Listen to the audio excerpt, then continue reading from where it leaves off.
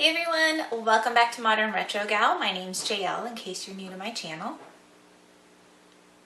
And it sounds like there's somebody at my front door. It might just be the mail person. Anywho, welcome back. Today I am starting another new segment for my channel called Modern Tips. And each month I'm going to bring you a tip either for skincare or a makeup tip or maybe even a fashion or some kind of hair tip. Just something kind of quick to be a quick tip. I don't know. It was just an idea that I had for my channel, so this is the first one and we'll see how it goes from here. So today's going to be skincare and it's going to be all about toners. I have three kinds of toner here. First off, I have a more traditional toner. This one is in a pour bottle, although some toners come in spray bottles. And I will give my thoughts on application in a moment when it comes to that. So this is kind of like, well, this is generally just your more traditional toner. We'll talk about what those do for your skin. Next up, I also have an essence. So an essence is kind of a new breed of toner where it's more just a punch of hydration for your skin. It may have a few skin like benefits to it, but typically this is an extra layer of hydration that you're going to put on your skin. You can use it instead of toner or along with toner, although it is a little bit different, and again we'll get into that momentarily. And then next up, I'm considering this in the toner category because a lot of people and brands use this as toner instead of an actual toner, and this is just a hydrating mist. So this doesn't have as many skincare properties, but I think it does have a useful place in your skincare line. And again, some companies are just coming out with these like hydrating, refreshing mists instead of a toner. So why toner? Toners used to be really popular, but they kind of had a bad rap. A lot of them were quite astringent. They had a lot of alcohol. They could be very drying for the skin. But really a good toner is actually going to do a multitude of things for your skin. And I noticed one of the biggest impacts on my skin when I reintroduced toner into my skincare line. So a toner is going to actually be your final step in cleansing. It's going to help remove any residue from cleanser or makeup or anything that you had previously on your skin, which is why I prefer to use a toner with a cotton pad.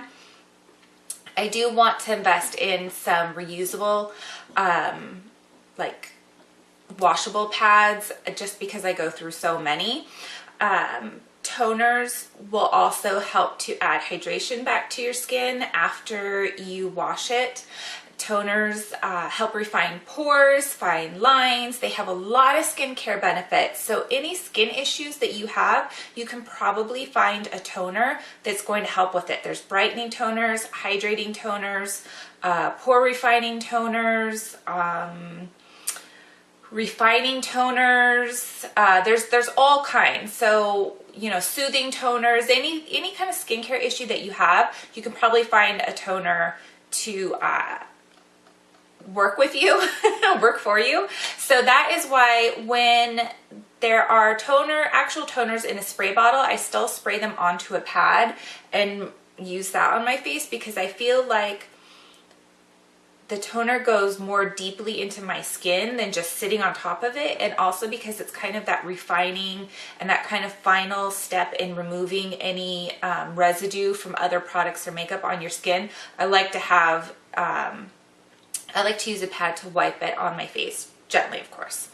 So next up is Essence. This really came from the K-Beauty skincare regimen, and again, some companies just make an essence, and this one's from Pixie. This is their Rose Caviar Essence. I just added this in and I'm really, really liking it. I find that I use less of my products after this, so I'll wash my face, not my hair. I do that too, but not to use this specifically. I will wash my face, I will use my toner, and then I pour a little bit of this into my hand. This one is kind of in a gel-like state when it first comes out, but it very quickly turns to water, like turns to nothing almost. But you just feel this instant hydration to the skin. Other toners are completely liquid and you just pour them from the bottle into your hand, rub it around, and then you press it into your face. So with this one, I just squeeze out a little bit, kind of rub it into my hands a little bit, and then press it into all over my face. I even use it around my eye area. No problems.